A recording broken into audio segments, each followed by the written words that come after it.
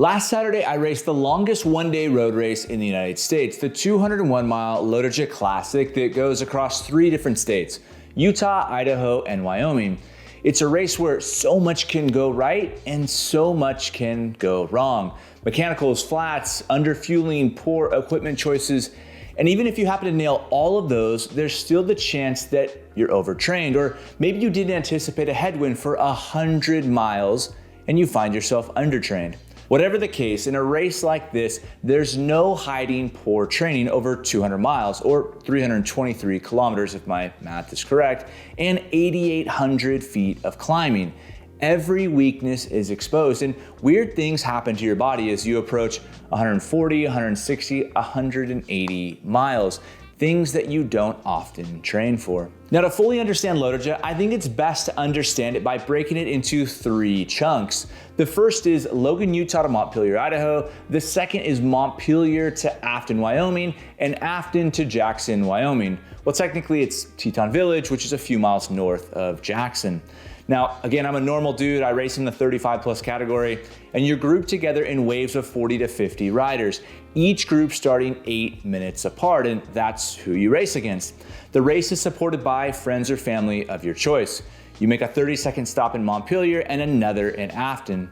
Now, outside of that, you're on the bike the entire time. The first chunk of the race to Montpelier, Idaho is relatively flat and typically fast into Preston, Idaho.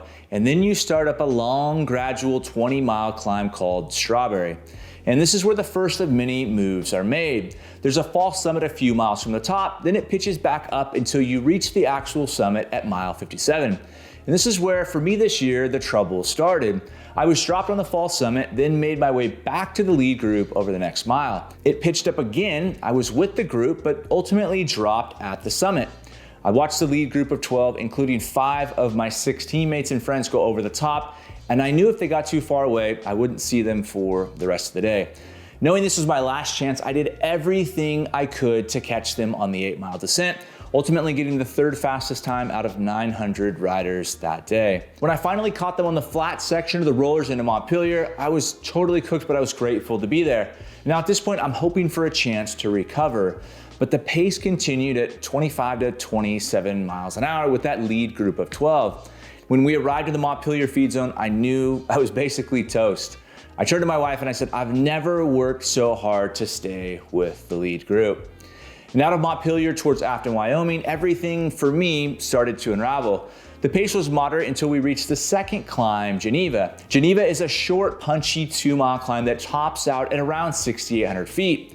It was about halfway up at mile 84 of the race that I started to fade from the lead group, and I watched them go up and over the top, never to be seen again. I looked back and unfortunately there was no one behind me. So I ended up solo for about 30 miles, up and over Salt River, the 3rd climb, and down into Star Valley, Wyoming, thankfully getting caught by Spencer Dow, thanks Spencer, to share the headwind into the Afton feed zone, which was around mile like 122 or 125. Now from Afton to Jackson, I ended up just surfing groups, ultimately spending another 40 to 45 miles alone to the finish. This is my 7th time doing this race. I've had a couple 10-hour years, a few 9.5-hour podium years, and this year, 10 hours, 39 minutes, my slowest time yet. It was an unexpectedly long day on the bike, and I think unexpected is the key word to describe what went wrong. See, what I've realized is that what got me from point A to point B won't necessarily get me to point C. And I think that's true in sports, in life, and business as well. And that's why I teamed up with the guys at LOTOJA, the sponsor of today's video. They've helped me with a few creative and web design projects. Now, whether it's your personal brand, your coaching business, or maybe you're ready to get your product off the ground to sell on Amazon or on your website, they're an awesome team and they're ready to help. Shoot them an email at ola@olaaudios.com and I'll drop their info below as well. Now let's talk about what went right at LOTOJA. My bike, it was flawless. I won't talk about that much because I recently just did a whole entire video about it.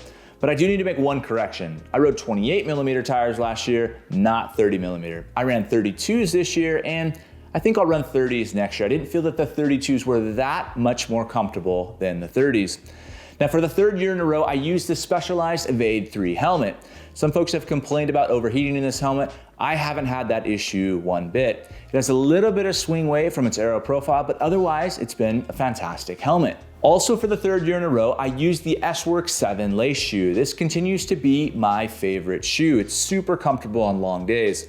I started to feel a little bit of a hot spot at around 9 hours in, but I just think that's inevitable. The Defeat Mount Ventoux socks have been my sock of choice for years. They're light, they're comfortable, and they're just kind of a no drama sock. They just work. Our team kits this year, as they've been for the last few years, are custom attacker kits. They fit well, they're plenty aero, and the chamois is fine for 200 miles. And I don't know what else you can really ask for out of a chamois. I rolled out in the morning with the Castelli Pro Seamless arm warmers. They're super comfortable and they're almost unnoticeable while riding. My bike computer was the latest Wahoo Element Roam, and for those who are concerned about battery life, I can tell you that after racing for over 10.5 hours, it still had 58% of its battery life remaining. And that's with the normal settings out of the box. Nothing changed to preserve the battery life, which I think is pretty impressive. In case of an emergency, I carried 2 CO2s, 2 plugs, and a 2032 battery taped together with masking tape. It's a very minimalist setup. I didn't bring a tube, I didn't bring a tire lever, I didn't bring a tool, nothing. I think in a race like this, there's a temptation to carry enough supplies and tools for every possible scenario. And at some point, it seriously looks like you're about to climb Mount Everest and you start to get weighed down. I just think all that excess is unnecessary. As it's been for the last few years, my nutrition was dialed. I started in Logan with 3 bottles of First Endurance's EFS Pro, Scratch Labs Active Amino, and a little bit of Optimum's Amino Energy. This mix really works well with my stomach. It's easy to drink and provides a steady fuel all day long. In Montpelier and Afton, I'd get another 3 bottles of the exact same mix, 4 Salt Stick Fast Chews, electrolyte tablets, and a First Endurance liquid shot. So if my nutrition was dialed in and my equipment was dialed in, what went wrong? It seemed like, on paper at least, everything should have gone right. As I watched that lead group fade away on the Geneva climb, I started to think back on my preparation leading up to that point. I usually do a long base building plan at the beginning of the year. I didn't this year. I was kind of resting on my laurels of landing on the podium in 2020, 2021, and 2022, telling myself that 2023 was a fluke. Or maybe accepting just a little bit of reality, but telling myself that I'd make up for my lack of training in the spring.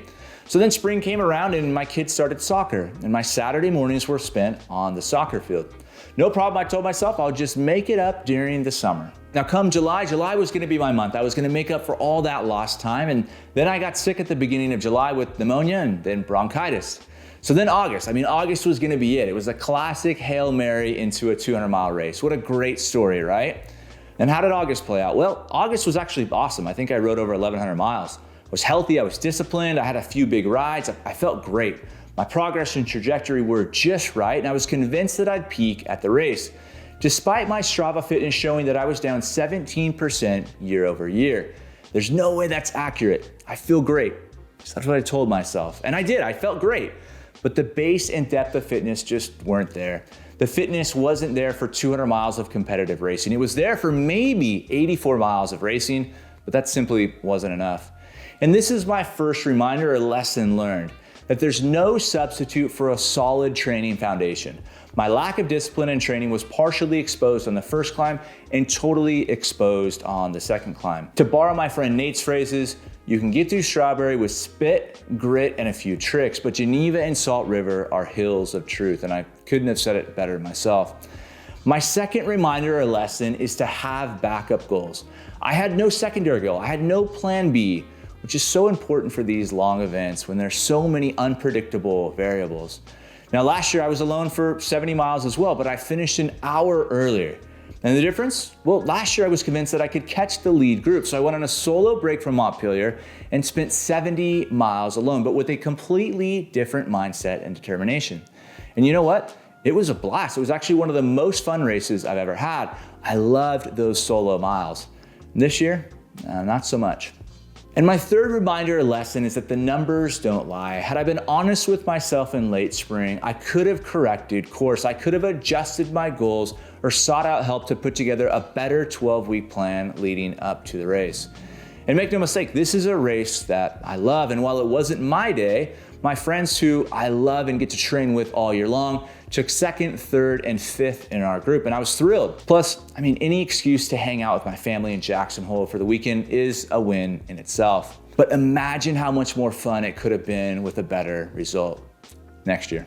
Anyways, thanks for watching and following along on this little saga. If you have any questions, shoot me a message on Instagram, and huge thanks to Ola Audios for sponsoring this video. Again, I'll link their contact info down below.